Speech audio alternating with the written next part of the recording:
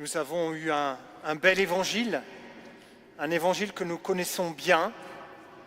Et dans cet évangile, il est question de relecture, de relire des événements que parfois on interprète mal.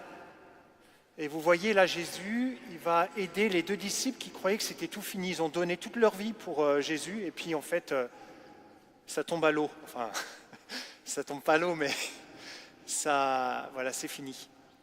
Et Jésus va réallumer cette flamme au fond d'eux et leur réexpliquer les choses.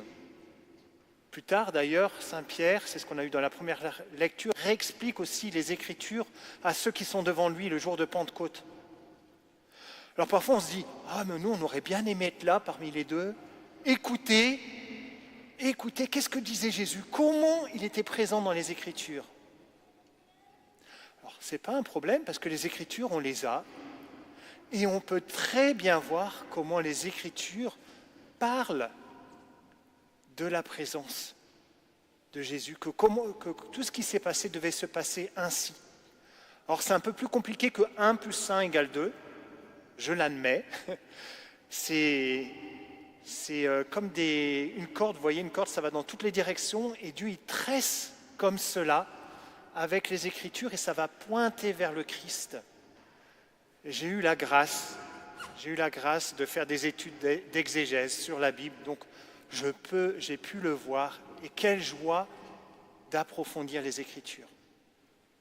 Mais comme je disais, c'est un peu plus compliqué. C'est comme dans notre vie, parfois on a du mal à voir Dieu, c'est un peu compliqué. Et pourtant, quand on a cette grâce de pouvoir relire sa vie, on voit qu'il y a un fil qui trace droit, une corde bien solide. Et aujourd'hui, je me suis dit, je vais peut-être moins directement commenter les Écritures, mais vous partager quelque chose que je viens de vivre. Je viens de vivre une semaine de retraite en silence, dans un lieu en Isère, dans un lieu où j'ai vécu il y a 24 ans déjà une retraite en silence de 30 jours. Et c'est là où j'ai décidé de devenir religieux et d'être prêtre, il y a 24 ans. Un petit bout de chemin, c'est déjà parcouru. 24 ans, certains diront « Oh, c'est pas grand-chose », mais c'est déjà quelque chose. Et le Seigneur, pendant cette retraite, m'a permis de bien voir comment il avait agi dans ma vie. Il m'a redonné les mêmes textes, des textes qui m'ont rejoint il y a 24 ans. Par exemple, le psaume 62, « Dieu, tu es mon Dieu, je te cherche dès l'aube ». C'est un texte qui me parle encore au bout de 24 ans. Quand je suis un peu tiède, parce que ça m'arrive d'être un peu tiède dans ma foi, eh bien, de le relire, ça réallume cette flamme. Et il y a plein de textes comme cela que j'ai pu revoir. Et j'ai pu relire ma vie en 24 ans, comment le Seigneur a été fidèle à cet appel. Comment c'est beau, toutes ces rencontres. Vous savez, quand on est prêtre, on rencontre plein de personnes. Ça peut être des personnes qui sont dans la joie. Là, aujourd'hui, vous êtes 2 familles à venir présenter votre enfant. Parfois, je vois des parents, quand c'est leur tout premier, dire « Mais cette vie, mais ça me dépasse, c'est plus grand que moi, il y a un mystère. » Et on touche de doigt le mystère de la vie. Des choses magnifiques. C'est magnifique aussi quand quelqu'un vient nous croiser, nous dire « Mais j'ai besoin de vous parler, j'ai fait une expérience » et on découvre comment Dieu est venu les rejoindre et qui découvre la foi à tous les âges. C'est beau. Parce qu'on est témoin de l'œuvre de Dieu. C'est magnifique.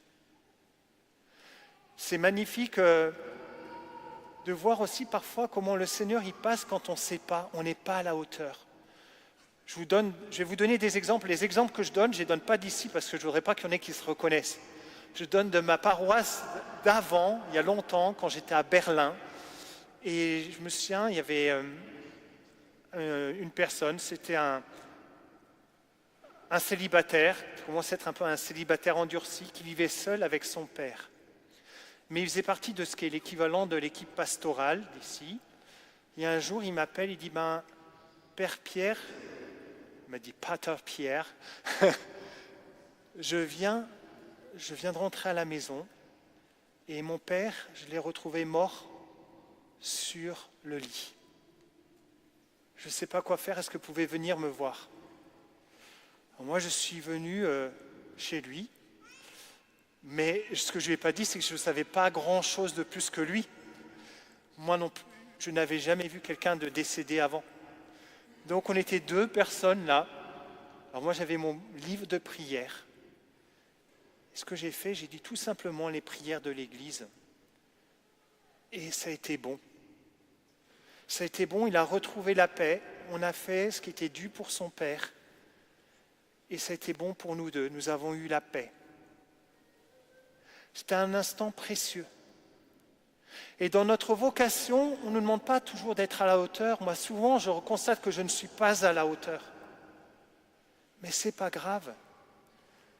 Dieu se donne tel que nous sommes, dans nos vies, dans ses rencontres, dans des gestes tout simples. Comme aujourd'hui, les 2 disciples, ils vont reconnaître le Christ dans un geste tout simple. Il va rompre le pain, comme dans chaque repas. Sauf que c'est un repas qu'il a rempli de la plénitude de sa présence. Nous sommes invités à reconnaître la présence du Christ dans nos vies. Et quand on le voit, comme j'ai pu le voir cette semaine, comme il a été fidèle dans ma vie, ça remplit de joie. Ça remplit de joie. On se dit, mais mon cœur était brûlant. On voit aussi les passages où parfois c'est une petite porte étroite. Et souvent, vous savez, dans la vie, il y a des difficultés et on a envie de passer à côté. Éviter ces croix qui sont pourtant la vie. Je me souviens, pareil, à Berlin, une fois, une mère qui me présente son enfant. Je la préparais au baptême de son enfant. Elle me dit, mais écoutez, pour moi, c'est dur. Avant, je vivais ma vie tout simple, je faisais ce que je voulais. Ça casse toute notre vie. Je ne peux plus faire comme je faisais avant. Je suis toujours là, il pleure, il faut que je fasse ça. Ça prend tout mon temps. Moi, j'étais étonné, je ne m'attendais pas à ça. Et pourtant, c'était concret. Elle avait un passage à vivre. Et c'est la vie. Et c'est la vie. Les passages, c'est Pâques. Nous sommes appelés à nous donner, apprendre à nous donner dans les choses concrètes, les gestes concrets du quotidien. Ça, c'est la vie. Et parfois, c'est difficile. Je voudrais vous donner un exemple d'une jeune qui est bien heureuse, qui s'appelle Chiara, qu'on a surnommée Luce. Peut-être qu'elle a l'image qu'on va nous mettre à l'écran de Chiara Luce, qui était une jeune Italienne qui, en 1988, a appris qu'elle avait, à l'âge de 17 ans, qu'elle avait un cancer des os. Cancer des os. Vous voyez comme elle est belle, comme elle rayonne. Elle avait un cancer des os. Et c'était une fille très dynamique, donnée, vraiment solaire. Elle va voir les médecins lui disent, il n'y a rien à faire. Vous allez mourir. Enfin, tu vas mourir, ils lui ont dit. Quand elle entend ça, elle a 17 ans. Normalement, où les jeunes, ils pensent à autre chose qu'à mourir. Ils pensent à se développer. Elle rentre à la maison. En rentrant à la maison, il y a sa mère qui dit, tu veux qu'on parle? Elle dit, non, je ne veux pas. Elle rentre dans sa chambre, elle s'enferme, elle se met sur son lit. Et elle passe un moment très dur. 25 minutes sur son lit. Et là, elle fait un passage. Elle a combattu avec elle-même, mais ce passage, elle dit, mais Jésus, si tu le veux, eh bien je le veux aussi. Et elle se donne. Elle dit, dans tout ce que je vais vivre maintenant, je vais me donner. Je vais me donner. Dans tout ce que nous sommes appelés à vivre, nous sommes appelés à nous donner. C'est ça qui nous rend heureux. Dans le mariage, dans nos rencontres. Si nous n'arrivons plus à nous donner, nous sommes tristes. Et cette fille, elle est morte juste avant d'avoir 19 ans. Dans sa chambre d'hôpital, les médecins passaient la voir. Plein de personnes venaient la voir. Le cardinal de Turin, un homme d'église important, venait la voir. Tellement elle était marquée par cette jeune. lui confier ses problèmes, lui un grand personnage de l'Église, à cette petite jeune de 18 ans. Elle illuminait. C'était cette lumière, ce feu qui brûlait. Nous sommes tous appelés chrétiens à témoigner de cette lumière. Ces enfants seront appelés à témoigner de cette lumière. Que le Christ est présent et nous appelle à faire des passages et en témoigner pour le monde en se donnant. Et si nous venons à l'Eucharistie, ici, c'est pour nous nourrir de cette parole de Dieu qui nous apprend à nous donner. C'est pour nous nourrir de ce corps livré, de ce sang versé, c'est-à-dire de ce don, pour que nous-mêmes, nous puissions nous donner et nous témoigner que la vie est là, dans ces passages, et que c'est magnifique.